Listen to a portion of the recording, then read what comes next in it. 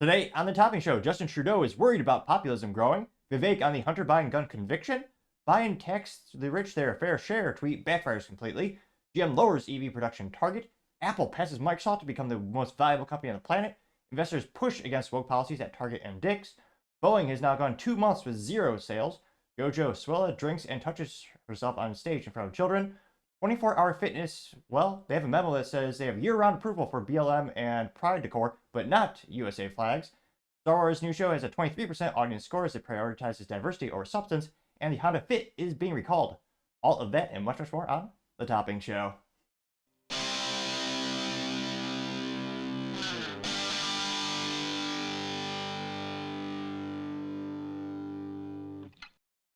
Thank you, everyone, for taking the time to tune in today. Today's episode of The Topping Show is proudly sponsored by Topping Technologies. Topping Technologies is an IT value-added reseller and services company with a special proficiency in IT security. Heck, I see their founder at least twice a day. I say he's quite handsome and brilliant. He's me, you see, that's the joke. If you're an IT leader or a business owner, you can reach the team at sales@toppingtechnologies.com.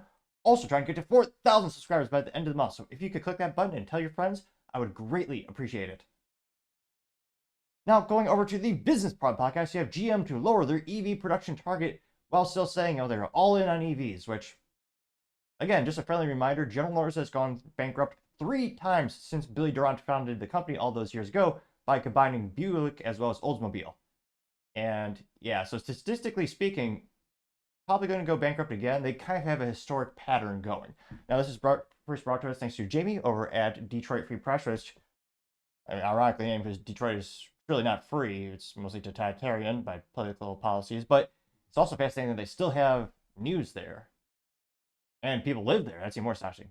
That's kind of a joke because everyone I know who lived there growing, well, my family grew up there, they got out as soon as they could.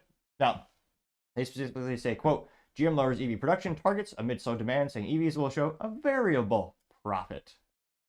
Well, get rid of that little pop-up there. And they say, quote, GM is pulling back on its electric vehicle production target for a year, adjusting the timing and its profit targets because demand for EVs is not growing at the pace initially expected. That's funny. GM didn't make the right call? Huh. When has that happened before? Oh, yes, nearly all the time. Yeah, GM, just as a friendly reminder, they make one hybrid, which, again, I'm not a fan of hybrids, but the largest growing consumer demand category in the automotive industry in the United States is hybrids, which is yet another reason that Toyota read the room right and they invested heavily into hybrid technologies.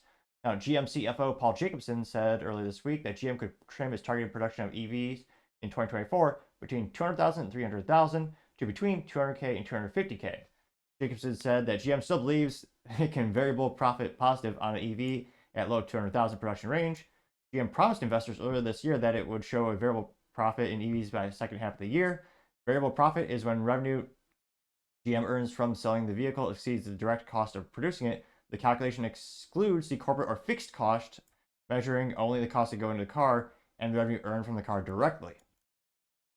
Nice way of saying it's not overall at the end of the day going to be profit, but again, it is moving in the right direction and getting to overall profitability. And you can also see one of those huge Hummer EVs being assembled in this picture, which I've seen 1 or 2 on the road, and it's fascinating to see how far that brand has fallen. And I guess it's kind of been reignited by a couple enthusiasts. Now, GM sales so far, they say, despite lower than demand expected for EVs across the industry, Jacobson said that GM had a strong EV sales in May, selling about 9,500 EVs in the month. The adjusted production profit time target is 100% demand driven based on the broader industry, he claims. So, we're getting better. They also say on the supply issue, we've overcome the battery module issue. We're on track to produce 300,000 vehicles this year, according to Jacobson, which, yeah, I'll never forget the Chevy Bolt was known for bursting into flames because, yeah, they had a couple of battery problems with that.